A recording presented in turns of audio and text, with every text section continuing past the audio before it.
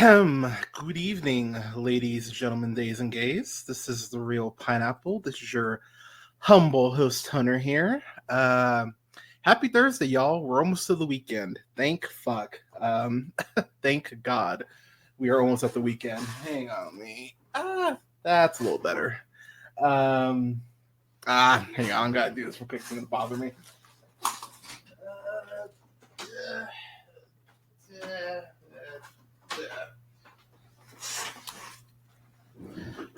Yeah, it's a little better.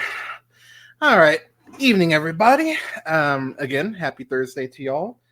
This is your humble host, Hunter, here. I hope you're all having a great night, day, weekend, whenever you're checking this out. Hope you're staying safe. Hope that you're blessed. Hope you're navigating your world all right. Um, okay. So, man, I don't know where I want to start with this. So I watched the Quiet on Set documentary, The Dark Side Behind Kids TV. And I'm going to be real, I wasn't going to review this, and this isn't going to be a proper review because I don't think you can like rate something like this. I watched an episode of the Jared from Subway documentary that's on HBO Max. And I'll be real, y'all. I watched an episode and was like, I can't watch more of this. Like, I actually had nightmares about it. And but I told myself, people were talking about this. I believe in being informed, even when it's unpleasant. And okay, I'll give you an example. I think something like God, when did it come out? God, I'm blanking on a film date. That's how tired I am. I think it was 2018, 2020. Goddamn, Promising Young Woman when that came out. I remember it's in my review. You can go back and listen to it. I said that it should be required viewing for basically anyone who's a high schooler and up, because I think as you start to date, and figure out where you lie on the, in terms of your sexuality and your relationships and all that, I think a film like that is very informing, especially for men, as far as how to treat people when you get into relationships, or how to not treat people in the case of that film. And watching this documentary, okay, so I have some notes here, and I apologize for rambling, but I'm gonna be real. I don't really know where to start with this, so I'm just gonna kind of jump in. So I have a long history of Nickelodeon, as I'm sure a lot of you do. I to date myself a bit, I remember the first thing I looked up when when my parents got us AOL, the dial tone, and that shit. I remember the first thing I went on was Nick.com. True story. I was a huge fan of that show, the Mystery Files of Shelby Woo. If you remember that show, I think that would have been like 99, 2000 maybe. Secret World of Alex Mack, the Tomorrow People, Animorphs. I could go on and on. Like, there's so many Nick shows that I watched growing up that had such an influence on me, and one of the biggest ones was All That, because that was SNL for kids. The documentary says that, and that's exactly how I'm sure it was pitched, and that's how it came across. And of course, we get Keenan and Kel out of that. Keenan Thompson's gone on to have an incredible career, the longest tenured person on SNL. Keenan Thompson's had a hell of a career. It started back then. I'll admit, I remember, being 8, 9. I was like, feeling like a chunky fat black kid and going, wow, Keenan Thompson made it. Like, he's funny. Like, maybe I could, maybe I could somehow do comedy or whatever, and so I have a lot of ties to Nickelodeon as far as, my early development. With that said, and I was talking to my partner about this, and I don't talk about my partner a lot just because, it's not her podcast, and there are as obnoxious and as loudmouth as I am, there are certain things I actually do like to keep private. But I'm really grateful for my partner, Alea. I'm really grateful for her. And one of the reasons why is because we're able to talk about anything. And even if we don't agree, even if we debate, I always feel like she hears me, and I always feel like I hear her, and I'm very grateful for that. And I think that the discourse around this, I think is one of those cases where we have to be careful in the sense of, yes, Dan Schneider, just off of this one thing, I went, oh wow, you're fucking wrong for that. But at the same time, I'm seeing people go, Harvey Weinstein. And the thing is, y'all, like, yes, is Dan Schneider a creep? Absolutely. Is he a monster? Absolutely. But we have to keep in mind what Harvey Weinstein did. Harvey Weinstein raped women for decades, unchecked. Like, Dan Schneider wasn't raping these kids. So, yes, is what Dan Schneider did. Like, there are levels to this. And I think that's something that I think we need to be very aware of that.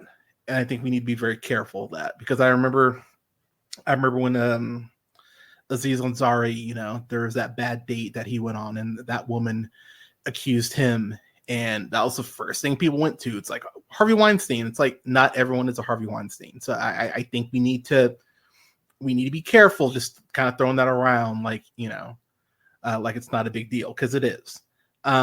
With that said, after watching all 4 episodes, and I watched all 4 episodes Monday evening, which was not a great idea because my sleep was shit Monday night. But I think if anything, after watching the documentary, the big thing I thought was, wow, the amount of people whose lives were irreparably damaged because of Dan Schneider and the people that were around him is insane. And I think Nickelodeon, Viacom. So, okay, if you guys remember, years ago, when Chris Benoit and Eddie Guerrero died, they died like pretty in pretty close proximity from each other. Like, I think it was like 18, like within like a year, I want to say.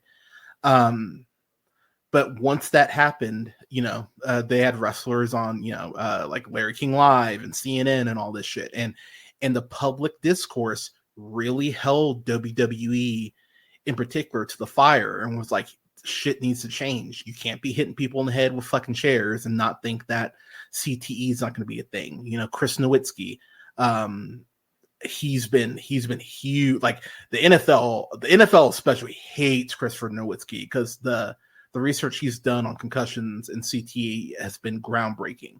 But there was accountability from multiple people, again, Nowitzki in particular, that went ahead and held the NFL and, WWE to the fire. And so, the NFL continued to, find ways to modify the helmets. And shout out to Afternoon Tune. Yeah, I was a Nick kid. But the NFL had has continued to find different helmets to go ahead and use to, limit the trauma. And WWE has stopped share shots to the head, and they've done, they've got a wellness policy. Admittedly, how well that wellness policy works is a whole other issue, but there were changes put in place because of these tragedies that occurred. With that said, there needs to be like sweeping changes at this point. Like, it's no longer a discussion. If it's me, I would have like an independent um, I would have someone independently on the set who's not hired, not from Viacom or someone tied to the company, but I would have an independent person in on set, especially if you have a kid who's a co-star, or is like, I would have someone like that on set to go ahead and make sure everything is on the up and up. You probably want to have a couple people like that. Honestly, I don't think one person can handle a whole set. 2 or 3 people, probably, yeah. That would be the first thing I would do. Secondly, I don't know who is still at Viacom / Paramount who knew about all this shit, but one of the things that the documentary really hammers home is that Dan Schneider was their golden boy. He made all that. He got I believe he worked on Kenan and Kel. He ended up doing iCarly and Victorious and Zoe 101 and like all these shows that spun millions for fucking Nickelodeon. And I think people forget that, until Hannah Montana, Nickelodeon was owning kids TV for decades, whether it's Salute Your Shorts, whether it's like, Guts, whether it's stuff like Clarissa Explains It All. I mentioned The Secret World of Alex Mack. I mean, Nickelodeon had all these programs that were so really at the time revolutionary. And if you go back, I mean, a lot of them still hold up. I think I rewatched I rewatched some Hey Arnold not 2 months ago. I was like, God damn, Hey Arnold still holds up. Like, it's crazy, how many of these shows there were and how many there were that were successful and how many that there were that were successful because of Dan Schneider. I mean, say what you will about the guy. Like, again, is he a monster? Absolutely. But unfortunately, a lot of monsters tend to be successful. That kind of tends to be how the world works, unfortunately. With that said, even in episode 1, and I was sitting there watching episode 1 going, God damn, y'all are just getting started. And I'm already getting this feeling of dread. They talked to these 2 women, Ginny and Christy, who ended up filing a gender discrimination lawsuit against Dan Schneider because they worked on the Amanda Show, which of course starred Amanda Bynes. What's wild about the Amanda Show, and I've watched a good amount of the Amanda Show just because, older brother, you watch what your siblings are watching. So I always thought even as a teenager that the stalker that Amanda Bynes played, because of course she plays Amanda on the show, but I always thought the stalker she played was called Penelope Tate. I always heard Tate, Tate, but then watching this documentary, I found out, and this blew my fucking mind, that Dan Schneider called her Penelope Taint, T-A-I in taint, as in like that taint. And I'm sitting there going, how the fuck did no one catch that, Nickelodeon? Like, that right there for me is where the logic started to just unravel, because Dan Schneider, and I'll get to this in a second, but he did this whole interview where he kind of responded to, the whole documentary. And the fact that I don't know how you justify that. I don't know. I do not know how you justify it. Actually, what am I talking about? You can't justify that shit. And hearing that, again, that's episode 1. I was like, holy shit. But Schneider talked about how there was this big, that coast to coast. He had, there are 2 different offices, like one in, I think, New York and one in California for Nickelodeon, that I guess read through all of his scripts and gave him the okay and all that. If no one, I would love to know how many people read those scripts, because if you're telling me no one knew what taint meant, fuck off. I don't believe that shit. There's no goddamn way no one knew.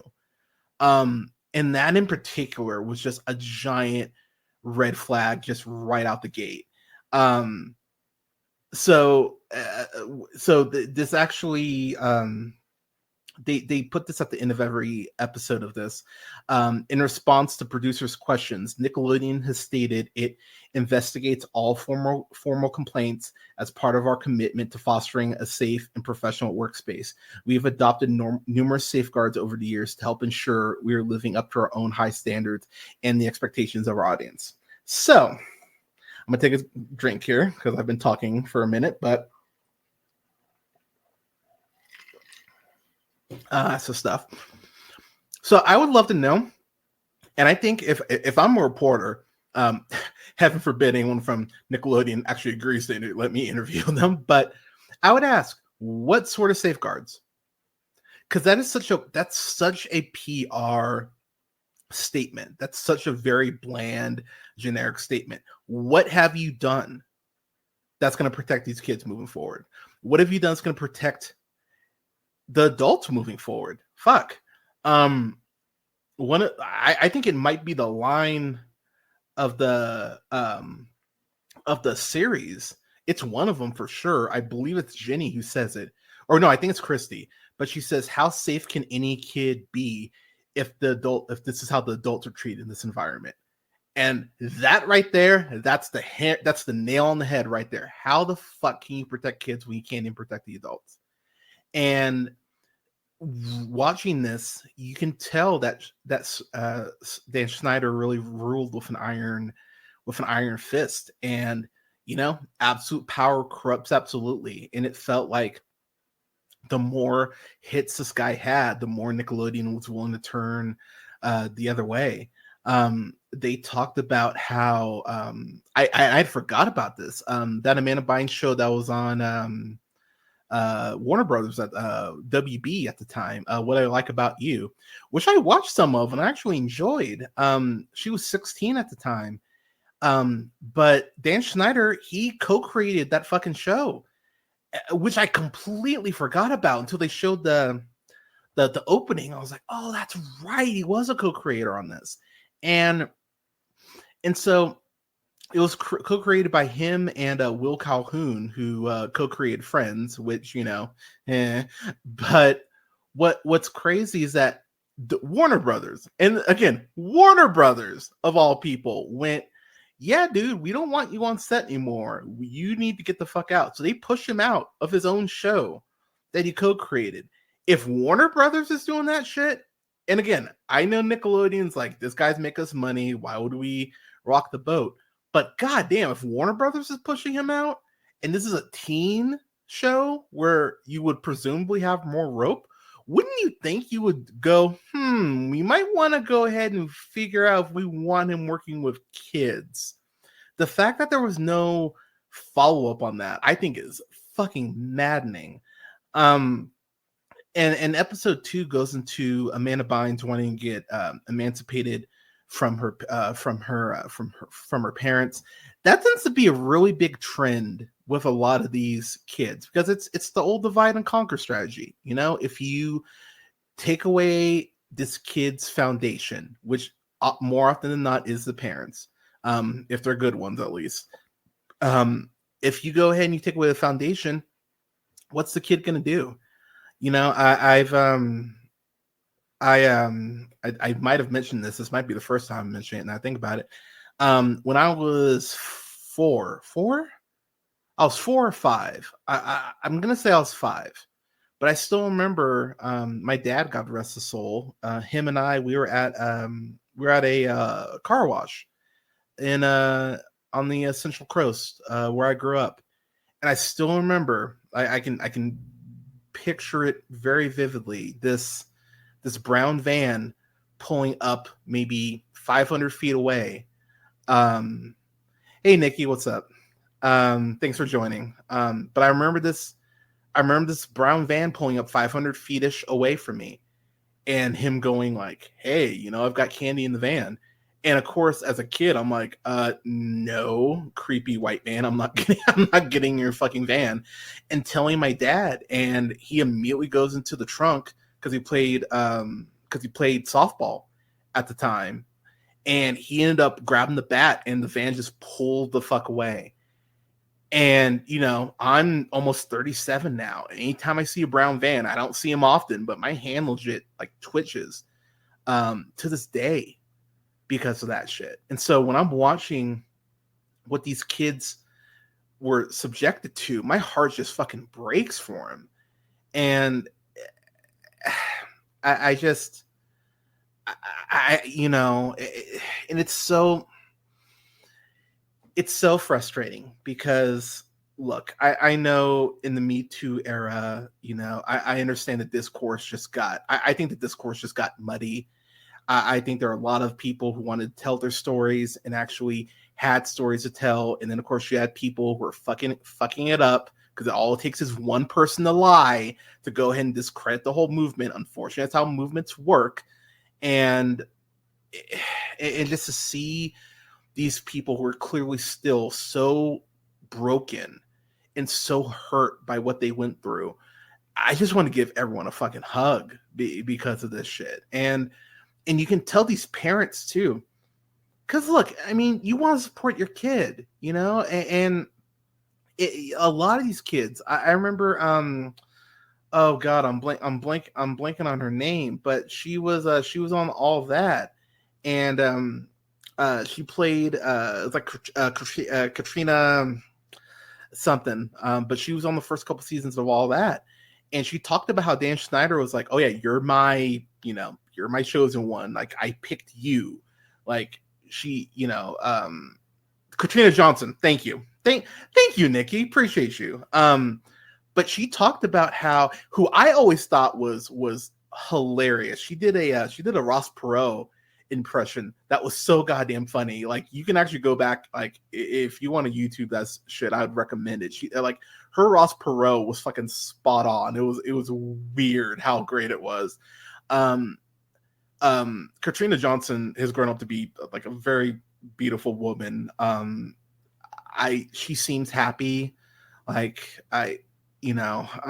but she talked about how she was very much being told that, hey, you're next, you're going to be that next person to ascend.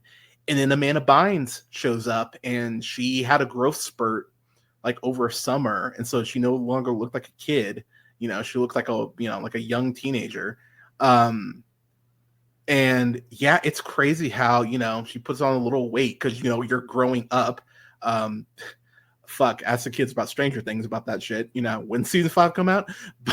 But it's crazy how quickly Schneider just moved on and was like, okay, you're the old toy, like over here. Okay, so I gotta get in this part of it, and I really don't want to, but I need to. We gotta talk about Drake Bell. Okay, so I know Drake Bell had his own shit. I believe he like text like he had inappropriate text with like a minor. I think he got like 2 years probation if memory serves. The fact that his acting coach sexually assaulted him for like a year at like minimum is what it sounded like. Holy shit. Like how parents, someone always knows. And his dad, clearly, and I think a lot of people just have that vibe on people as far as like, I've made the joke on the podcast where, I've met people out at bars or whatever, and I've just been like, like you're giving me bad vibes, or, like there's something off about you. Like I can't place it, but I know there's something about you that I don't like. And, hearing Drake's dad talk about that, about how incredibly uncomfortable he was around, Brian Peck, that's his name. Talking about how uncomfortable he was around him from jump, and how he kept getting more uncomfortable being around him. It's crazy to me, like where that ended up. And I I think what's really difficult too about this is that you as a kid, you trust adults, and you're told to trust adults. You're like, I remember growing up, you were constantly told, especially me growing up in church, which I will get to in a fucking second. But you're told like you can trust adults. You can trust adults. They have your best interests at heart. But we're sending kids to schools where they're getting shot at and potentially getting killed. We're sending kids to church where they're potentially getting raped. So, can you trust adults? The world is saying no, clearly. And and Nikki, you bring up a good point. Like, why would you question any of this when you're doing what you love to do the most? And that is something that comes across very clearly from Drake Bell, is that he was doing what he loved. He wanted to entertain. He wanted to, play music. Like he got a shot that so many people would kill for. He was grateful for that. And so there are people who take advantage of that. And hearing how he woke up to sexually assaulting him, it's like, holy fuck, man. The one thing, so I do think, how do I put this? You sneak in, like, because SpongeBob even does this. SpongeBob, like SpongeBob definitely has like adult jokes in it, but I think there's less, like, it's less of a big deal when it's like adults voicing characters in a kid's cartoon. When you have actual kids in front of the camera, I think you lose that thread, and I think that's where it gets very gross. Nikki, yeah, go ahead, Nikki. Got Nikki Fables in the chat here. She wants to make a point about Dan Schneider, but while I'm waiting for you to make that point, okay. So Nikki says, I don't know. I think it was good timing or coincidental that Dan knew to call up Drake and ask if he was okay. I was gonna make that point because here's the thing. Did Dan Schneider touch any of these kids or anything like that? I mean, yes, there are some creepy hugs and all that. Unfortunately, can't really put anyone in jail for that. Yeah, so unfortunately, that's how it works. But I remember even being like a teenager and seeing him in that like that hot tub with Amanda Bynes and being like, that's weird. And be like, that's a really weird thing.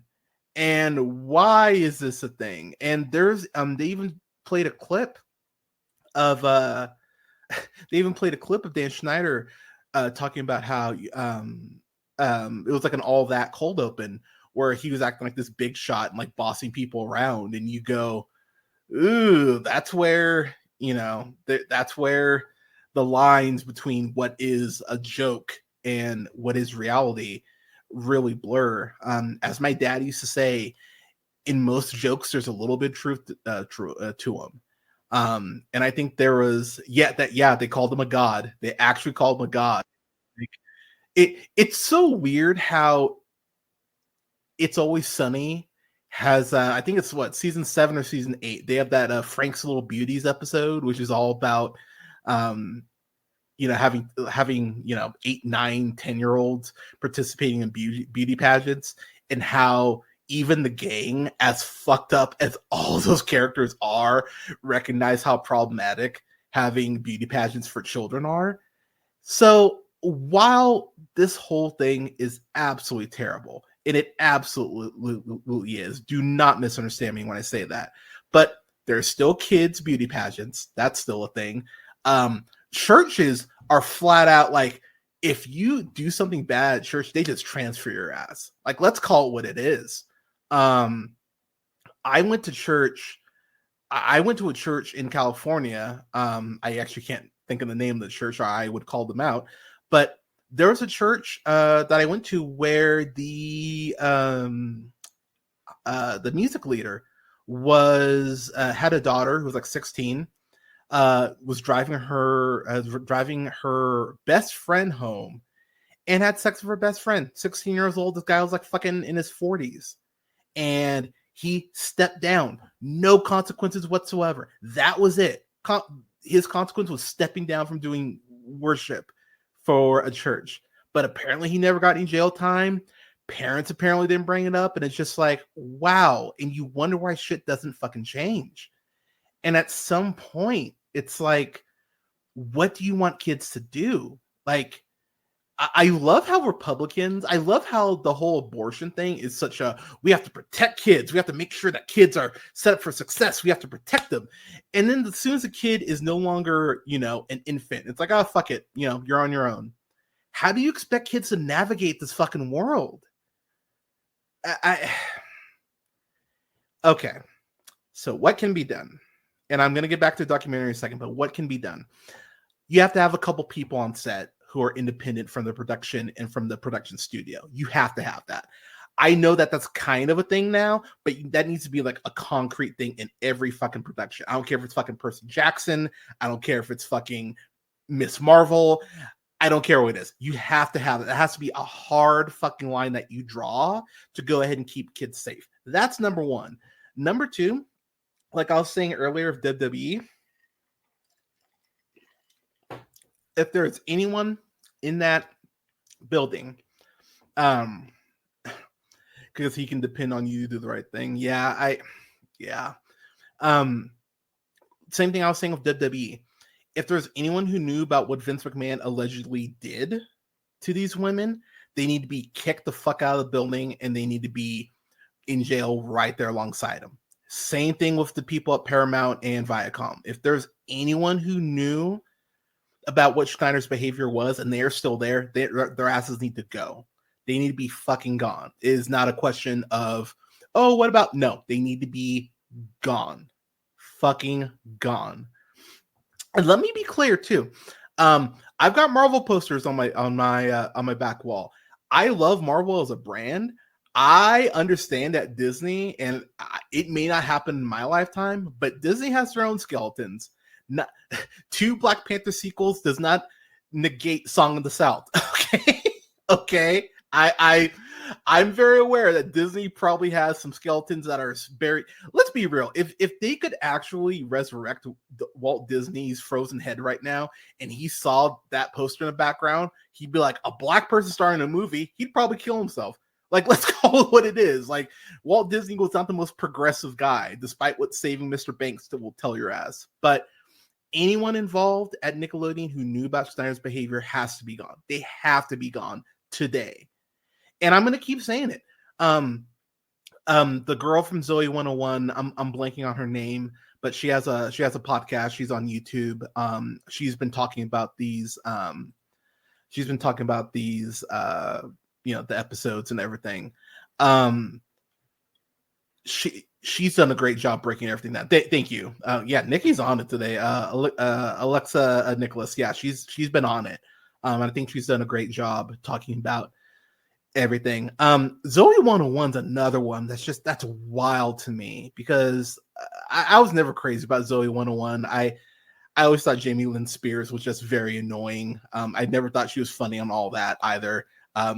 Apparently she's a piece of shit, so I was apparently right on that one. But there is that scene that they showed where Zoe was trying to bite like a kind of like a gusher type thing, and it just shoots on her face, and it's like, and apparently and Alexa said that the crew even said that's a cum shot.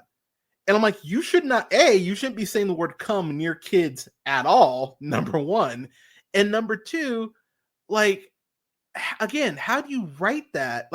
So it's actually really weird. It made me think of this is such a random fucking reference. It made me think of the Jonas Brothers 3D concert experience, because there's this one scene in there, and this is a Disney production, so I know some of y'all think I'm cashing them Disney checks, but I'm calling Disney out on this shit right now.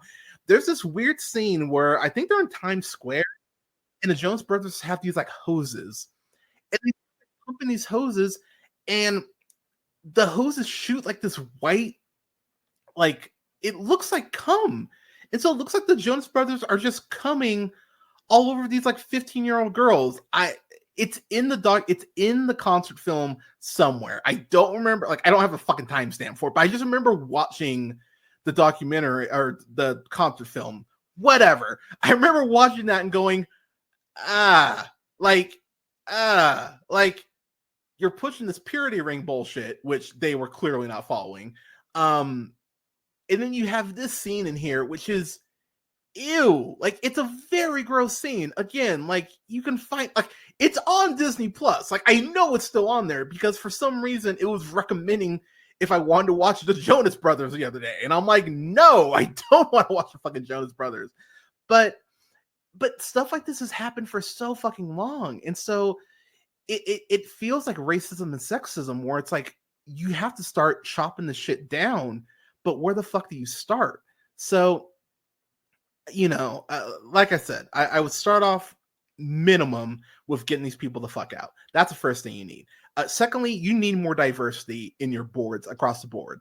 You need more women in positions of power. You need more people of color in positions of power. You need more people who are members of the LGBTQ community in power. You need to actually not have it just be cis straight white men across the board. You need to have a diversity.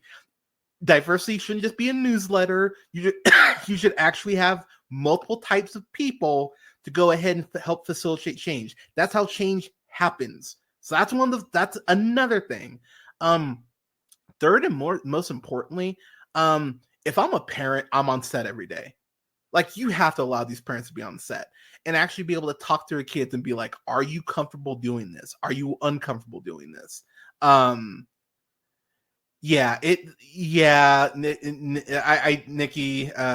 put in the chat, Dan is making excuses that he made Kenan and Kel famous, so he isn't racist.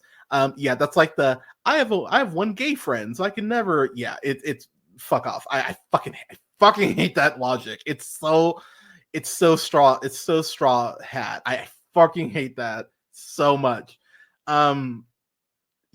It's like that would be like saying, well, like, my mom gave birth to me, I couldn't be sexist. Like, it's like, fuck you. I hate that. So I'm happy you brought Schneider up again, because I want to put a bow on this, because I'm gonna be real, y'all. I've talked about this for 40 minutes. That's about 10 minutes longer than I want to talk about this, and I know I didn't talk about everything, but again, there's some graphic details I don't really want to get into. But Dan Schneider did an interview with one of the guys who, the fucker who used to sell smoothies on Zoe 101, like, who was an adult at the time. I can't remember the dude's name, but he did an interview with him, and there's this one part. Yeah, I think it's Tebow. There's this one part of the interview that he did that actually made me go eep, and I mean eep, like, wow, you said that out loud and you thought it sounded good. He brought up this point where Drake Bell's mom asked him for, like, help writing in a court or something like that. And he basically said, like, yeah, she reached out for me and asked for help, and was like, Dan, like, I'm just not good with my words like you are. And the moment he said that, I was like, oh, dude, like, this isn't about accountability. This isn't about you wanting to be better. This isn't about you wanting to apologize. Like you're an asshole. And the thing about Dan Schneider too is, at the end of the day, okay, this is what it reminds me of. Do you all remember when Chris Brown beat up Rihanna? And then I think he did the AMAs, and he covered Michael Jackson's Man in the Mirror, and he started crying. I put crying very heavily in quotes. And I remember so many women fell for that shit. They're like, but he cried. He didn't mean to hit Rihanna. And I was like, you're fucking dumb. Like, you think this motherfucker wasn't thinking ahead and knew exactly what he was doing? It's all I could think of when I was watching the Dan Schneider interview. I was like, you're not sorry at all. You're sorry you got caught. And what's really unfortunate is there's probably nothing that can be done at this point as far as, like, criminal investigation. Now, I could be wrong. I could be totally wrong. And I hope I'm wrong. Because, look, I mean, it took decades for people to get Harvey Weinstein. It took decades for people to get R. Kelly. It took decades for people to get Bill Cosby. Like, the wheels of justice, unfortunately, when you're rich, move like at a turtle's pace because you can just slow everything down. So Dan Schneider is not a poor man. Unfortunately, he'll probably be fine for the rest of his living days. But what I can pray for at the very least, and I have Jennette McCurdy's book on my Audible. I haven't listened to it yet. I'm finishing up the John Moxley book, which is fucking excellent, by the way, if you're a pro wrestling fan. But I've got about half of that left. But once I'm done with that book, I'm moving on to Jennette McCurdy's book and then on to Viola Davis's book. So those are my next couple of books I'm going to be listening to. But I got to give Jennette McCurdy all the credit in the world, and I have to give Drake Bell all the credit in the world, and I got to give everyone who's come out and spoken out about this all the credit in the world for sharing their stories. And it's not easy, it's not easy to be vulnerable. It's not easy to admit that you suffered. It's not easy to bare your soul like that. And to all these people who were affected and went through this, and it's very reminiscent to me of like the Hyde shit from that 70s show, where I'm just like, man, like I love that 70s show. That's one of my favorite shows. That's bordering on, I don't think I can watch this anymore, because between Ashton Kutcher and Danny Masterson and Laura Prepon and William Valderrama apparently all being pieces of shit, it's like, oh, I'm only watching this for Topher Grace then. So and this is the last thing I'll say, because I don't think there's a blanket answer. I know that there are some people who can still read and watch Harry Potter and are like, cool. I know that J.K. Rowling is a bigot. If you haven't listened to the podcast before, I have 2 whole recordings on why I think J.K. Rowling sucks that are each about a half hour pop. So one that I actually did last week. So feel free to listen to those. I have a partner that, that loves Harry Potter, that connected with a lot of her LGBTQ friends because of Harry Potter. So she has those memories of her friends. So those are the memories that are associated with her, not the creator. I understand that. Ethical consumption of something is maybe the most complicated conversation you can have in the fucking world.